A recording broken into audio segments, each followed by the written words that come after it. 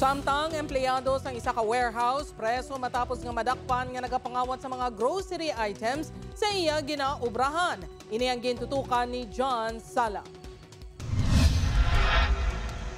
Preso ang warehouse driver nga si alias Lester matapos madakpan sa tag-iya sa establishmentong ginaubrahan sini nga madugay na galini nagapangawat sa mga grocery items. Santo sa reklamo sa tag-iya sa warehouse, ginkatingala nila nga pila ka semana na nga nagapabilin sa sulod sang warehouse ang suspek apisar nga natapos ng iya duty. Sang ginbalikan sa maini ang CCTV footages, ila nakita ng modus ang suspek. Ginakuha itong mga karton boxes of groceries kaya ginasulod sa van, no, na empty, which is nga pag-aaga amo na iya nga drive van kaga pag-uawon kag palapawon na ang mga items nga inkuwaya. 2020 pa sa nagsugod obra ang suspek sa nasambit nga establishmento, apang binulan pa lang sini nga ginahimo ang nasambit nga modus.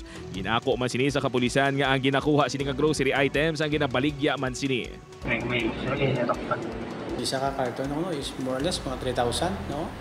Ang revelation sa suspect naging rebellion sa tag-iya nga 30 to 35 cartons ang makuha. Yeah. Cartons ang Cartons ang assorted ng mga sardines,